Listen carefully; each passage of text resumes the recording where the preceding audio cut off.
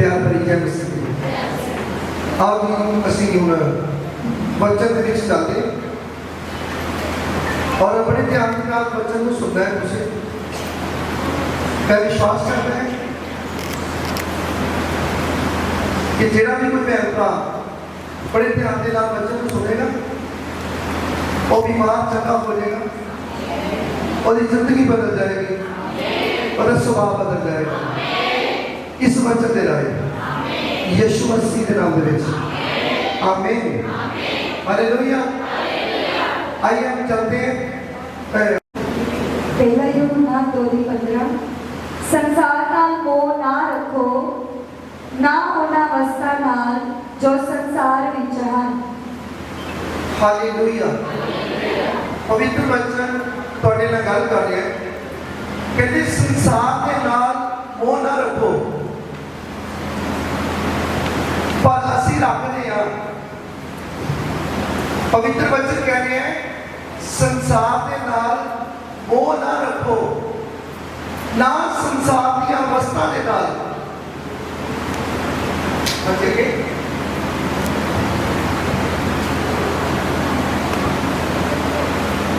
जे कोई संसार नाल मोह रखदा होवे, जेकर कोई संसार के नाल मोह रखदा होवे तां ओदे विच पिता दा प्रेम नहीं, ओदे विच पिता परमेश्वर दा प्रेम नहीं है। आज बहुत सारे विश्वासी है, बहुत सारे भैन भरा है जिन्हें पिता परमेश्वर को प्यार करते हैं, पिता परमेश्वर से विश्वास करते हैं, पर की करते हैं संसार के नाल उन्हां दा मोह बहुत है। मोह मैंने कितना प्यार, उन्हां दा बहुत ज्यादा प्यार है संसार के नाल, और संसार दी अवस्था के नाल बहुत ज्यादा प्यार है। और पिता परमेश्वर का वचन कहना है जिहड़ा संसार के नाल और संसार की अवस्था के नाल प्रेम करता है ਉਹਦੇ ਵਿੱਚ पिता का प्रेम नहीं है। पिता परमेश्वर का उस बेटे ਵਿੱਚ प्रेम नहीं है। ਹੁਣ ਤੁਸੀਂ ਦੱਸੋ संसार की अवस्था ਜਿਹੜੀ ਹੈ ਉਹ ਕਿਹੜੀ ਹੈ? सब तो पहले आज नंबर 1 मोबाइल है। ਜਦੋਂ इंसान रात ਨੂੰ ਸੌਣ ਲੱਗਦਾ है तो अपने मोबाइल ਨੂੰ पता नहीं कितनी तस्वीर देखता है, कितने ड्रामे के सीन देखते हैं, कितनी फिल्म देखते हैं, कितना टाइम मोबाइल को देते थे। परमेश्वर को टाइम नहीं देते, परमेश्वर वास्ते टाइम नहीं है। लेकिन संसार की अवस्था के नाल जिन्हां दा मोह है उन्हां बेटे बेटियां को बहुत ज्यादा टाइम है। मोबाइल के नाल उन्हां दा बहुत ज्यादा प्यार है। ड्रामा देखना है, पूरा देखना है, पिक्चर देखनी है, पूरी देखनी है, शॉपिंग करने जानी है। अपनी शॉपिंग के विच पता नहीं कितनी दुकानां असीं खोल देते हैं। ਅਸੀਂ अपने मनपसंद का सूट लैके आने टाइम भावें जिन्ना मर्जी लग जाए।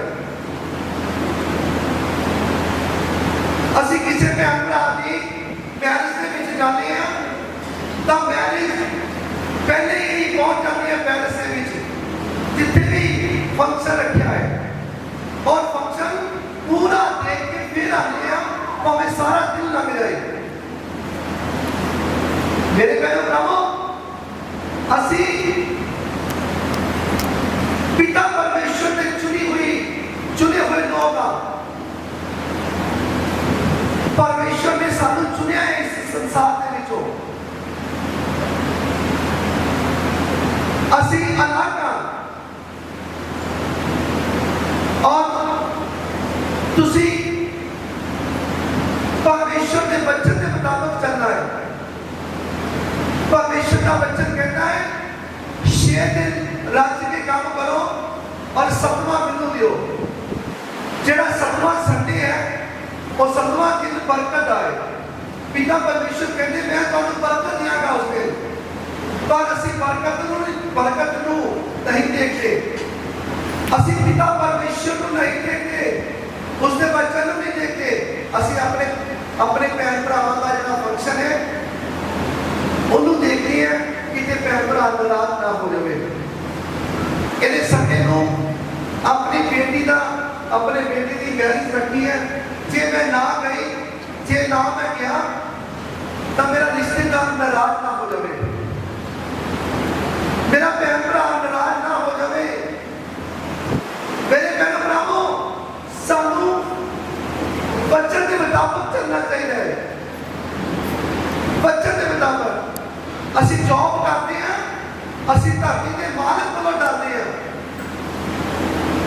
ਅਸੀਂ ਸੰਡੇ ਵਾਲੇ ਦਿਨ ਅਸੀਂ ਕਹਿੰਦੇ ਨਹੀਂ, ਉਸ ਮਾਲਕ ਦੇ ਘਰ ਜਾਣਾ ਹੈ ਜਿਸ ਮਾਲਕ ਦੇ ਘਰ ਮੈਂ ਜੌਬ ਕਰਦੀ ਹੈ, ਮੈਂ ਜੌਬ ਕਰਦਾ ਹਾਂ। ਕਿਤੇ ਐ ਨਾ ਹੋਵੇ ਉਹ ਧਰਤੀ ਦਾ ਮਾਲਕ ਮੈਨੂੰ ਜਵਾਬ ਦੇ ਦੇਵੇ।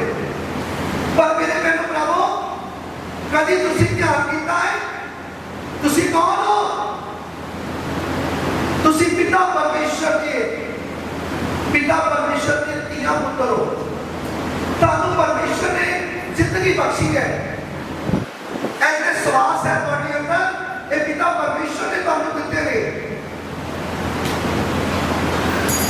ਇਹ ਤੁਹਾਡਾ ਇੱਕ ਸਵਾਸ ਜਿਹੜਾ ਹੈ ਆ ਰਿਹਾ, ਤੁਹਾਡੇ ਪਿਤਾ ਪਰਮੇਸ਼ਰ ਨੇ ਤੁਹਾਨੂੰ ਦਿੱਤਾ ਹੈ। ਇਹ ਤੁਹਾਡੇ ਹੱਥ ਪੈਰ ਜਿਹੜੇ ਚੱਲ ਰਹੇ ਆ, ਇਹ ਪਿਤਾ ਪਰਮੇਸ਼ਰ ਦੀ ਕਿਰਪਾ ਹੈ ਕਿ ਤੁਹਾਡੇ ਹੱਥ ਪੈਰ ਚੱਲ ਰਹੇ। ਤੁਸੀਂ ਦੇਖ ਰਹੇ ਹੋ ਆਪਣੇ ਭੈਣ ਭਰਾਵਾਂ ਨੂੰ, ਸੰਸਾਰ ਨੂੰ ਦੇਖ ਰਹੇ ਹੋ। ਅੱਖਾਂ ਪਰਮੇਸ਼ਰ ਨੇ ਤੁਹਾਨੂੰ ਦਿੱਤੀਆਂ, ਅੱਖਾਂ ਦੀ ਰੋਸ਼ਨੀ ਪਰਮੇਸ਼ਰ ਨੇ ਬਖਸ਼ੀ ਹੈ ਸਾਨੂੰ। ਕੰਨ ਸੁਣ ਰਹੇ ਆ ਤਾਂ ਪਿਤਾ ਪਰਮੇਸ਼ਰ ਦੀ ਕਿਰਪਾ ਹੈ। ਅੱਜ ਅਸੀਂ ਕੁਝ ਕਮਾ ਰਹੇ ਆ, ਖਾ ਰਹੇ ਆ, ਬਚਾ ਰਹੇ ਆ ਤਾਂ ਪਿਤਾ ਪਰਮੇਸ਼ਰ ਦੀ ਕਿਰਪਾ ਹੈ। ਉਸ ਪਿਤਾ ਪਰਮੇਸ਼ਰ ਦਾ ਧੰਨਵਾਦ ਕਰੋ ਜਿਸ ਪਿਤਾ ਪਰਮੇਸ਼ਰ ਨੇ ਤੁਹਾਨੂੰ ਜ਼ਿੰਦਗੀ ਬਖਸ਼ੀ ਹੈ। ਔਰ ਧੰਨਵਾਦ ਕਰਨ ਤੋਂ ਬਾਅਦ ਉਹਦੇ ਬੱਚੇ ਉੱਤੇ ਚੱਲੋ, ਉਹਦੇ ਬੱਚੇ ਦੇ ਮੁਤਾਬਕ ਚੱਲੋ। ਬੱਚੇ ਨੂੰ ਕੀ ਕਹਿੰਦਾ ਹੈ? ਕਹਿੰਦੇ ਸੰਸਾਰ ਦੇ ਨਾਲ ਮੋਹ ਨਾ ਰੱਖ, ਨਾ ਸੰਸਾਰ ਦੀਆਂ ਵਸਤਾਂ ਦੇ ਨਾਲ ਪਿਆਰ ਪਾਓ। ਕਿਤੇ ਜਿਨ੍ਹਾਂ ਦੇ ਵਿੱਚ ਸੰਸਾਰ ਦਾ ਪਿਆਰ ਹੈ, ਸੰਸਾਰ ਦੀਆਂ ਵਸਤਾਂ ਦੇ ਨਾਲ ਪ੍ਰੇਮ ਹੈ, ਤਾਂ ਉਹਦੇ ਵਿੱਚ ਪਿਤਾ ਪਰਮੇਸ਼ਰ ਦਾ ਪਿਆਰ ਕੀ ਹੈ? ਜੇ ਤੁਸੀਂ ਪਿਤਾ ਪਰਮੇਸ਼ਰ ਨੂੰ ਪਿਆਰ ਕਰਦੇ ਹੋ ਤਾਂ ਅੱਜ ਤੋਂ ਬਾਅਦ ਆਪਣੇ ਪਿਤਾ ਪਰਮੇਸ਼ਰ ਨੂੰ ਪਿਆਰ ਦਿਓ, ਆਪਣੇ ਪਿਤਾ ਪਰਮੇਸ਼ਰ ਨੂੰ ਪਿਆਰ ਦਿਓ। ਔਰ ਬਾਕੀ ਦੇ ਜਿੰਨੇ ਵੀ ਕੰਮ ਹੈ, ਜਿੰਨੇ ਵੀ ਤੁਹਾਡੇ ਭੈਣ ਭਰਾ ਰਿਸ਼ਤੇਦਾਰ ਹੈ, ਉਹਨਾਂ ਨੂੰ ਦੂਸ ਦਿਓ ਤਾਂ ਕਿ ਪਿਤਾ ਪਰਮੇਸ਼ਰ ਦਾ ਜੋ ਵਚਨ ਹੈ ਉਹ ਤੁਹਾਡੀ ਜ਼ਿੰਦਗੀ ਦੇ ਵਿੱਚ ਪੂਰਾ ਹੋਵੇ। ਯਿਸੂ ਮਸੀਹ ਦੇ ਨਾਮ ਵਿੱਚ ਹਾਲੇਲੂਇਆ। ਤਾਂ ਪਿਤਾ ਪਰਮੇਸ਼ਰ ਦਾ ਵਚਨ ਲੱਗੇ ਕੀ ਕਹਿ ਰਹੇ? ਪਹਿਲਾ ਯਹੂਨਾ 2 ਉਸਦੀ 16 ਆਇਤ, ਕਿਉਂਕਿ ਦੇ ਵਿੱਚ ਹੈ ਅਰਥਾਤ ਸਰੀਰ ਦੀ ਕਾਮਨਾ। ਦੇਖੋ ਸੰਸਾਰ ਵਿੱਚ ਜੋ ਕੁਝ ਹੈ ਕੀ ਹੈ? ਸਰੀਰ ਦੀ ਕਾਮਨਾ, ਸਰੀਰ ਬੋਡੀ, ਸਰੀਰ ਦੀ ਕਾਮਨਾ ਅਤੇ ਨੇਤਰਾਂ ਦੀ ਕਾਮਨਾ। ਅੱਖਾਂ, ਨੇਤਰ ਕਹਿੰਦੇ ਅੱਖਾਂ ਨੂੰ, ਨੇਤਰਾਂ ਦੀ ਕਾਮਨਾ ਅਤੇ ਜੀਵਨ ਦਾ ਅਭਿਮਾਨ। ਹਾਂ, ਜੀਵਨ ਦਾ ਅਭਿਮਾਨ। ਜਿਹੜੇ ਇਨਸਾਨ ਦੇ ਅੰਦਰ ਸਵਾਸ ਹੈ ਉਹ ਆਪਣੇ ਆਪ ਦੇ ਵਿੱਚ ਹਰ ਇੱਕ ਭੈਣ ਭਰਾ ਕਹਿੰਦਾ ਕਿ ਮੈਂ ਹੀ ਹਾਂ, ਬਾਕੀ ਕੋਈ ਨਹੀਂ ਹੈ। ਬਾਕੀ ਅਭਿਮਾਨ ਹੈ, ਹੰਕਾਰ ਹੈ ਹਰ ਇੱਕ ਇਨਸਾਨ ਨੂੰ ਆਪਣੇ ਆਪ ਤੇ। ਕੋਈ ਆਪਣੀ ਪੜ੍ਹਾਈ ਤੇ ਇਨਕਾਰ ਕਰਦਾ ਹੈ, ਕੋਈ ਆਪਣੇ ਪੈਸੇ ਤੇ ਇਨਕਾਰ ਕਰਦਾ ਹੈ, ਕੋਈ ਆਪਣੀ ਬੋਡੀ ਤੇ ਇਨਕਾਰ ਕਰਦਾ ਹੈ, ਕੋਈ ਆਪਣੇ ਸੋਹਣੇਪਨ ਤੇ ਇਨਕਾਰ ਕਰਦਾ ਹੈ। ਕੋਈ ਨਾ ਕੋਈ ਹੈ ਹਰ ਇੱਕ ਨੂੰ। ਪਰ ਮੇਰੇ ਭਰਾਵੋ, ਇਹ ਸਭ ਕੁਝ ਇਸ ਸੰਸਾਰ ਵੱਲੋਂ ਹੈ, ਇਸ ਸੰਸਾਰ ਵੱਲੋਂ ਹੈ। ਸਰੀਰ ਦੀ ਕਾਮਨਾ, नेत्रा की कामना और अभिमान यानी का अहंकार, इस ਸੰਸਾਰਿਕ ਹੈ। ਜੇ ਤੁਸੀਂ ਉਸ ਪਿਤਾ ਪਰਮੇਸ਼ਰ ਨੂੰ ਪਿਆਰ ਕਰਦੇ ਹੋ ਜਿਹੜਾ ਸਵਰਗ ਦਾ ਮਾਲਿਕ ਹੈ, ਜਿਹਨੇ ਸਾਰੀ ਦੁਨੀਆ ਨੂੰ ਬਣਾਇਆ ਹੈ, ਜਿਹਨੇ ਆਕਾਸ਼ ਤੇ ਧਰਤੀ ਨੂੰ ਰਚਿਆ ਹੈ, ਜਿਹਨੇ ਸੂਰਜ ਚੰਦ ਤਾਰੇ ਬਣਾਏ ਹੈ, ਸਾਰੀ ਦੁਨੀਆ ਨੂੰ ਬਣਾਇਆ ਹੈ, ਜੇ ਤੁਹਾਡੇ ਅੰਦਰ ਉਹਦੇ ਵਾਸਤੇ ਪਿਆਰ ਹੈ ਤਾਂ ਤੁਸੀਂ ਕਦੇ ਵੀ ਉਸਦੇ ਵਚਨ ਨੂੰ ਨਹੀਂ ਤੋੜੋਗੇ। ਤੁਸੀਂ ਸ਼ੇਰ ਦਿਨ ਕੰਮ ਕਰੋਗੇ ਔਰ ਸਭਾ ਆਪਣੇ ਪਰਮੇਸ਼ਰ ਨੂੰ ਦਵੋਗੇ।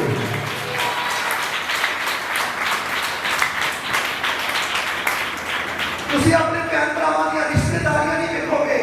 ਤੁਸੀਂ ਆਪਣੇ ਹੋਰ ਜਿਹੜੇ ਕੰਮ ਹੈ ਉਹਨਾਂ ਨੂੰ ਨਹੀਂ ਦੇਖੋਗੇ। ਤੁਸੀਂ ਦੇਖੋਗੇ ਸਿਰਫ ਪਿਤਾ ਪਰਮੇਸ਼ਰ ਨੂੰ ਔਰ ਪਿਤਾ ਪਰਮੇਸ਼ਰ ਦੇ ਵਚਨ ਨੂੰ ਦੇਖੋਗੇ। ਯਿਸੂ ਮਸੀਹ ਦੇ ਨਾਮ ਦੇ ਵਿੱਚ ਹਾਲੇਲੂਇਆ। ਤਾਂ ਪਿਤਾ ਪਰਮੇਸ਼ਰ ਦਾ ਵਚਨ ਤੁਹਾਡੇ ਨਾਲ ਗੱਲ ਕਰ ਰਿਹਾ ਹੈ। ਅਸੀਂ ਦੇਖਦੇ ਹਾਂ ਪਿਤਾ ਪਰਮੇਸ਼ਰ ਦੇ ਵਚਨ ਦੇ ਵਿੱਚ 17 ਵੀ ਲਿਖ ਲੈਣੇ ਹੈ, 2:17 ਪਹਿਲਾ ਯਹੋਨਾ 2:17 ਅਤੇ ਸੰਸਾਰ ਨਾਲੇ ਉਹਦੀ ਕਾਮਨਾ ਬੀਤਦੀ ਜਾਂਦੀ ਹੈ ਪਰ ਜਿਹੜਾ ਪਰਮੇਸ਼ਵਰ ਦੀ ਇੱਛਾ ਉੱਤੇ ਚੱਲਦਾ ਹੈ। ਮੇਰੇ ਪਿਆਰੇ ਭਰਾਵੋ, ਕੀ ਕਰਨੀ ਹੈ? ਸੰਸਾਰ ਦੇ ਨਾਲ ਉਹਦੀ ਕਾਮਨਾ ਬੀਤਦੀ ਜਾਂਦੀ ਹੈ। ਜਦੋਂ ਅਸੀਂ ਸੰਸਾਰ ਦੇ ਵਿੱਚ ਹੈ, ਸਾਡੀ ਉਮਰ ਬੀਤਦੀ ਜਾਂਦੀ ਹੈ। ਆਖਰ ਅਸੀਂ ਧਰਤੀ ਤੋਂ ਖਤਮ ਹੋਣਾ ਹੈ। ਆਖਰ ਧਰਤੀ ਤੇ ਆਏ ਆ, ਜਾਣਾ ਵੀ ਹੈ। ਜਿਹੜਾ ਆਇਆ ਹੈ ਧਰਤੀ ਤੇ ਉਹਨੇ ਜਾਣਾ ਵੀ ਹੈ। ਮੇਰੇ ਪਿਆਰੇ ਭਰਾਵੋ, ਆਖਰ ਜ਼ਿੰਦਗੀ ਬੀਤ ਜਾਂਦੀ ਹੈ ਪਰ ਕਹਿੰਦੇ ਜਿਹੜਾ ਪਰਮੇਸ਼ਰ ਹੈ, ਹਾਂਜੀ, ਜਿਹੜਾ ਪਰਮੇਸ਼ਰ ਦੀ ਇੱਛਾ ਉੱਤੇ ਚੱਲਦਾ ਹੈ, ਜਿਹੜਾ ਪਰਮੇਸ਼ਰ ਦੀ ਇੱਛਾ ਉੱਤੇ ਚੱਲਦਾ ਹੈ, ਉਹ ਸਦਾ ਤੀਕ ਕਾਇਮ ਰਹਿੰਦਾ ਹੈ। ਸਦਾ ਤੱਕ ਕਾਇਮ ਰਹਿੰਦਾ ਹੈ। ਹਾਲੇਲੂਇਆ। ਤੁਸੀਂ ਜੇ ਪਰਮੇਸ਼ਰ ਦੀ ਇੱਛਾ ਤੇ ਚੱਲੋਗੇ, ਤੁਸੀਂ ਸਦਾ ਵਾਸਤੇ ਕਾਇਮ ਰਹੋਗੇ। ਜਿੰਨੀ ਦੇਰ ਤੱਕ ਧਰਤੀ ਤੇ ਹੋ, ਤੁਸੀਂ ਸ਼ਾਂਤੀ ਪਾਓਗੇ, ਸਕੂਨ ਪਾਓਗੇ, ਆਰਾਮ ਪਾਓਗੇ। ਹਾਲੇਲੂਇਆ। ਤਾਂ ਪਰਮੇਸ਼ਰ ਦਾ ਵਚਨ ਤੁਹਾਡੇ ਨਾਲ ਗੱਲ ਕਰ ਰਿਹਾ ਹੈ। ਪਰਮੇਸ਼ਰ ਦਾ ਵਚਨ ਬੜੇ ਧਿਆਨ ਦੇ ਨਾਲ ਤੁਸੀਂ ਸੁਣਨਾ ਹੈ।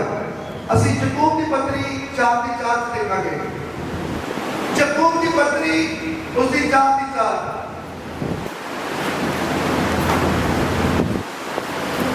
ਯਾਕੂਬ 4 ਉਸਦੀ 4 ਆਏ। हे ਵਿਚਾਰਨੋ, ਕੀ ਤੁਹਾਨੂੰ ਮਾਲੂਮ ਨਹੀਂ? ਇੱਥੇ ਇੱਕ ਗੱਲ ਕਰਦਾ ਹੈ। ਇੱਥੇ ਇੱਕ ਲੇਡੀਜ਼ ਨਾਮ ਆਇਆ ਵਿਚਾਰ ਲੋ। ਇੱਥੇ ਲੇਡੀਜ਼ ਨੂੰ ਵੀ ਬਚਨ ਕਹਿ ਰਿਹਾ, ਜੈਂਟਸ ਨੂੰ ਵੀ ਬਚਨ ਕਹਿ ਰਿਹਾ। हे ਵਿਚਾਰ ਲੋ, ਹਾਂਜੀ, ਕੀ ਤੁਹਾਨੂੰ ਮਾਲੂਮ ਨਹੀਂ? ਕੀ ਤੁਹਾਨੂੰ ਮਾਲੂਮ ਨਹੀਂ? ਪਈ ਸੰਸਾਰ ਦਾ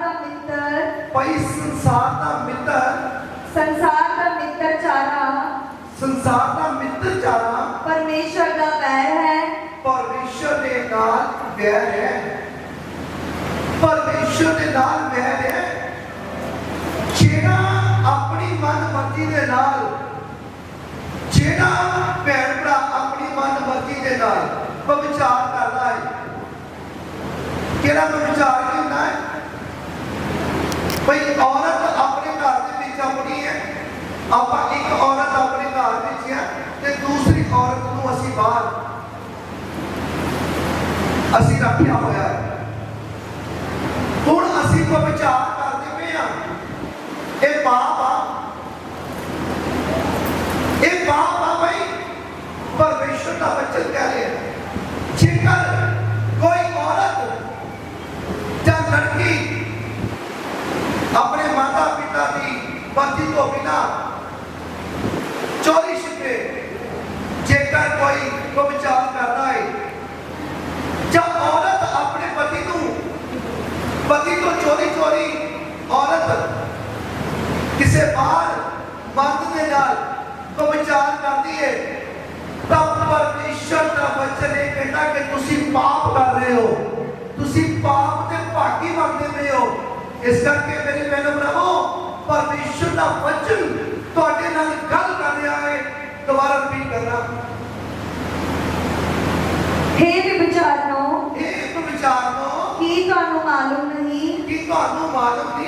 ਭਈ ਸੰਸਾਰ ਦਾ ਮਿੱਤਰ ਚਾਰਾ ਕੋਈ ਸੰਸਾਰ ਦਾ ਮਿੱਤਰ ਚਾਰਾ ਪਰਮੇਸ਼ਰ ਨਾਲ ਵੈਰ ਹੈ। ਪਰਮੇਸ਼ਰ ਨਾਲ ਵੈਰ ਹੈ।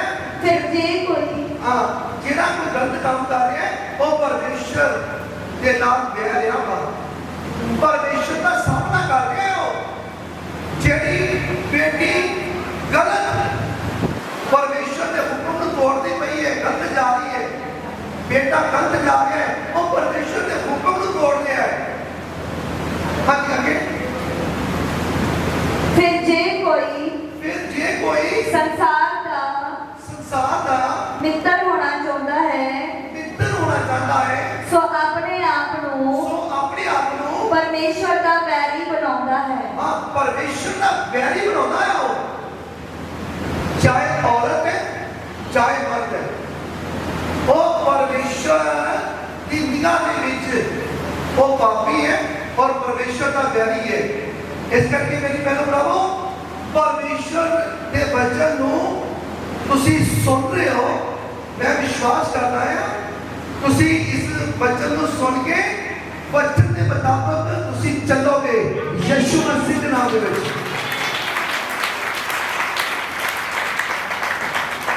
ਤੁਸੀਂ ਆਪਣੇ ਪਤੀ ਨੂੰ ਕਦੀ ਧੋਖਾ ਨਹੀਂ ਦੇਵੋਗੇ ਔਰ ਕਦੀ ਪਤਨੀ ਆਪਣੇ ਪਤੀ ਨੂੰ ਕਦੀ ਧੋਖਾ ਨਹੀਂ ਦੇਵੇਗੀ ਔਰ ਤੁਸੀਂ ਸੰਸਾਰ ਦੇ ਨਾਲ ਕਦੀ ਪਿਆਰ ਨਹੀਂ ਪਾਓਗੇ। ਤੁਹਾਡਾ ਪਿਆਰ ਪਰਮੇਸ਼ਰ ਦੇ ਨਾਲ ਹੋਵੇਗਾ ਔਰ ਪਤੀ ਪਰਮੇਸ਼ਰ ਹੈ। ਪਵਿੱਤਰ ਬਾਈਬਲ ਕਲੀਅਰ ਕਰਦਾ ਹੈ ਪਤਨੀ ਵਾਸਤੇ ਪਤੀ ਪਰਮੇਸ਼ਰ ਹੈ। ਪਤੀ ਪਰਮੇਸ਼ਰ ਹੈ। ਮੇਰੇ ਭੈਣੋ ਭਰਾਵੋ, ਇਹ ਲਾਈਨ ਜਿਹੜੀ ਹੈ, ਜੇਕਰ ਆਪਾਂ ਇਸ ਲਾਈਨ ਤੇ ਚੱਲ ਕੇ ਇਸ ਟੌਪਿਕ ਤੇ ਚੱਲ ਪਏ ਫਿਰ ਵਚਨ ਲੰਬਾ ਹੋ ਜਾਏਗਾ। ਆਪਾਂ ਜਿਹੜੇ ਟੌਪਿਕ ਤੇ ਆ ਕੋਈ ਟੌਪਿਕ ਤੇ ਲੈ ਲਏ। ਹਾਂਜੀ ਅੱਗੇ ਤੁਸੀਂ ਸੁਣੋ ਯਹੂਨਾ 15 ਦੀ 18।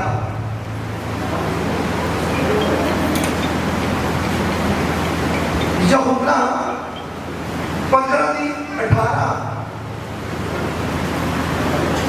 ਉਸਦੀ 18 ਹੈ।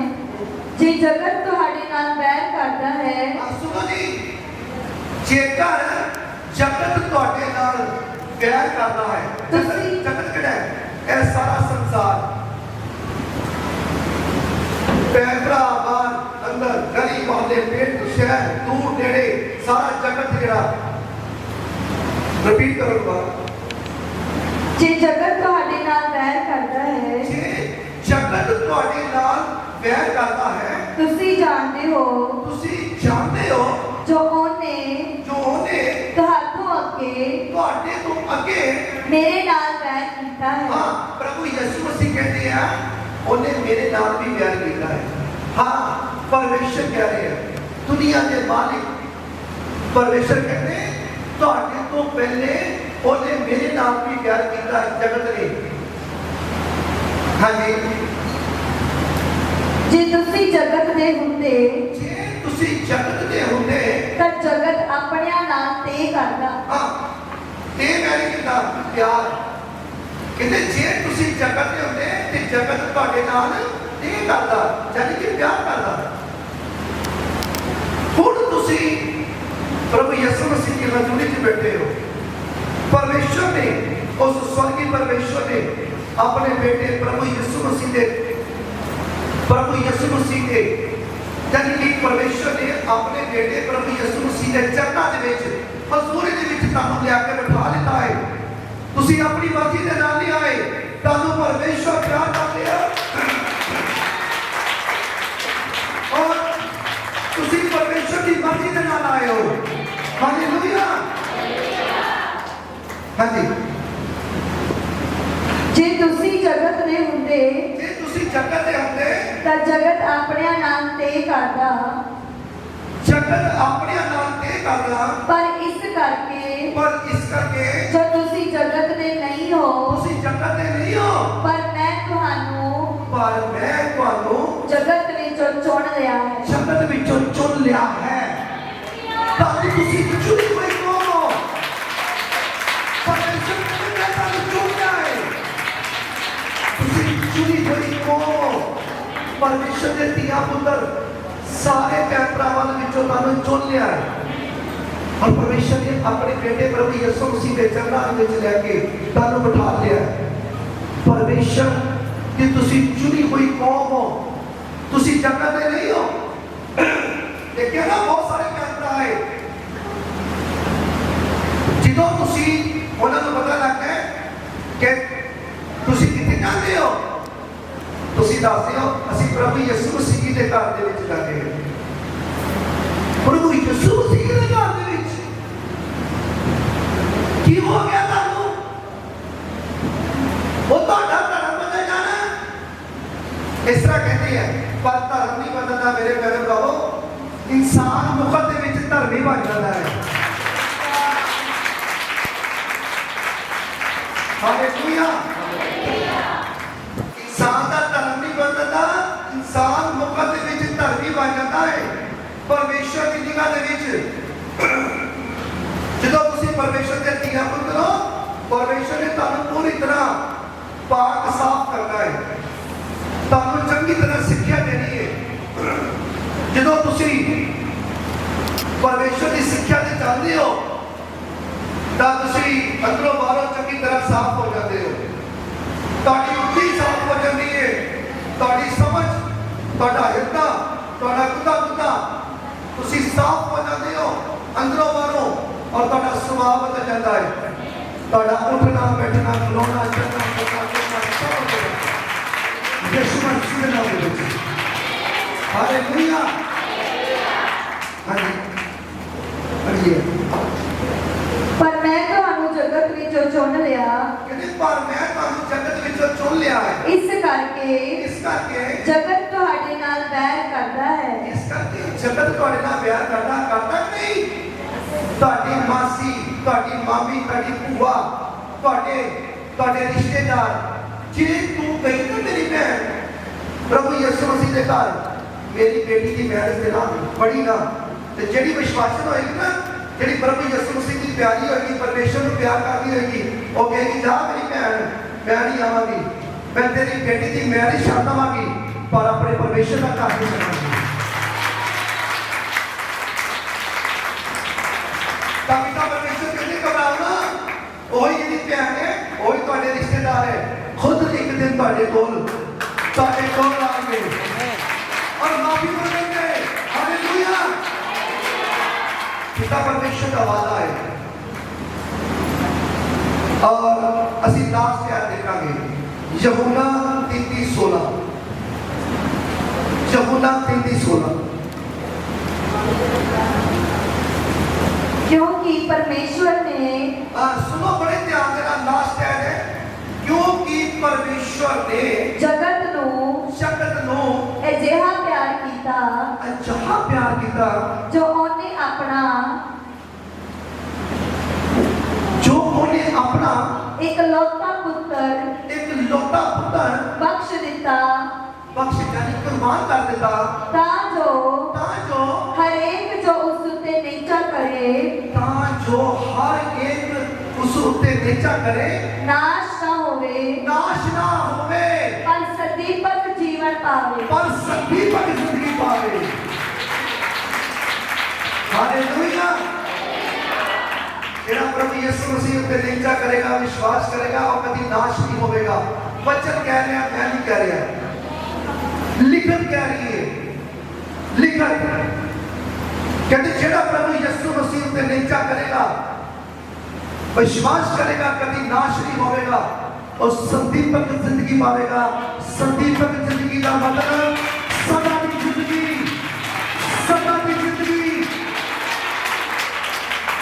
इंसान जेड़ा नीचा करेगा, विश्वास करेगा, और देह मरेगी और बॉडी और मरेगा, यानी कि देह मरेगी पर आत्मा नहीं मरेगा। इस करके परमेश्वर का वचन कहता है तुसी सदा वास्ते जिंदा रहोगे, तुसी नाश नहीं होगे। हालेलुया। तुसी सदा वास्ते जिंदा रहोगे। हालेलुया। आज 33 साल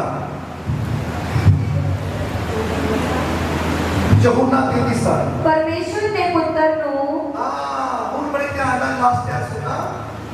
परमेश्वर ने ਪੁੱਤਰ ਨੂੰ ਆਪਣੇ ਪੁੱਤਰ ਨੂੰ ਜਗਤ ਵਿੱਚ ਜਗਤ ਵਿੱਚ ਇਸ ਲਈ ਨਹੀਂ ਕੱਲਿਆ ਇਸ ਲਈ ਨਹੀਂ ਕੱਢਿਆ ਜੋ ਉਹ ਜਗਤ ਨੂੰ ਉਹ ਜਗਤ ਨੂੰ ਦੋਸ਼ੀ ਠਹਿਰਾਵੇ, ਦੋਸ਼ੀ ਠਹਿਰਾਵੇ ਸਗੋਂ ਇਸ ਲਈ ਸੋ ਇਸ ਲਈ ਜੋ ਜਗਤ ਜਗਤ ਉਸਦੇ ਰਾਹੀਂ ਬਚਾਇਆ ਜਾਵੇ, ਉਸ ਦੇ ਨਾਲ ਵੀ ਰਾਈ ਕੀ ਹੋਵੇ ਬਚਾਇਆ ਜਾਵੇ। ਸਾਰੇ ਬੋਲੋ ਭਾਈ ਮੈਨੂੰ ਪਤਾ ਨਹੀਂ ਬਚਾਇਆ ਜਾਵੇ ਹਾਲੇਲੂਇਆ ਮੇਰੇ ਪਿਆਰੇ ਪ੍ਰਭੂ ਪਿਤਾ ਪਰਮੇਸ਼ਰ ਦਾ ਪੁੱਤਰ ਧਰਤੀ ਤੇ ਐਵੇਂ ਨਹੀਂ ਆਇਆ ਉਹ ਇਸ ਕਰਕੇ ਆਇਆ ਹੈ ਪਿਤਾ ਪਰਮੇਸ਼ਰ ਦਾ ਵਚਨ ਕਹਿੰਦਾ ਪਰਮੇਸ਼ਰ ਨੇ ਜਗਤ ਨੂੰ ਇਹੋ ਜਿਹਾ ਪਿਆਰ ਕੀਤਾ ਉਹਨਾਂ ਨੇ ਆਪਣਾ ਇਕਲੌਤਾ ਪੁੱਤਰ ਕੁਰਬਾਨ ਕਰ ਦਿੱਤਾ ਜਿਹੜਾ ਉਸ ਉੱਤੇ ਨਿੱਚਾ ਕਰੇ ਵਿਸ਼ਵਾਸ ਕਰੇ ਉਹ ਨਾਸ਼ ਨਾ ਹੋਵੇ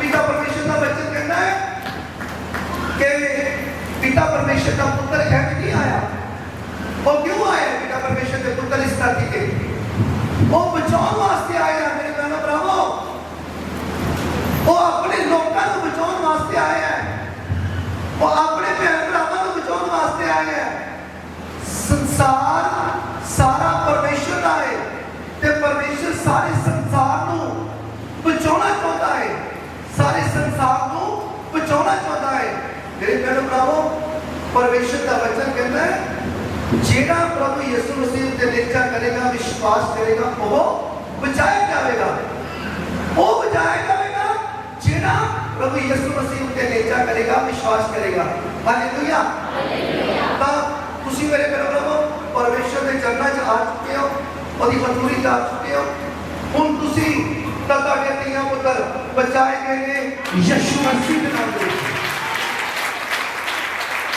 ਹਾਲੇਲੂਇਆ और याद रखो परमेश्वर के वचन के उत्ते अड़े रहना है खड़े रहना है परमेश्वर के वचन को तोड़ना नहीं है परमेश्वर के वचन के उत्ते चलते रहना है यीशु मसीह के नाम दे खुदावंद सानू इस वचन दे राही बहुत सारी बरकत है मैं विश्वास करता हूं कि वचन तुम्हारी जिंदगी में 100 गुना फल देता है और ताकि कोई भी ताकत वाले को चला ना पाएगी यीशु मसीह के नाम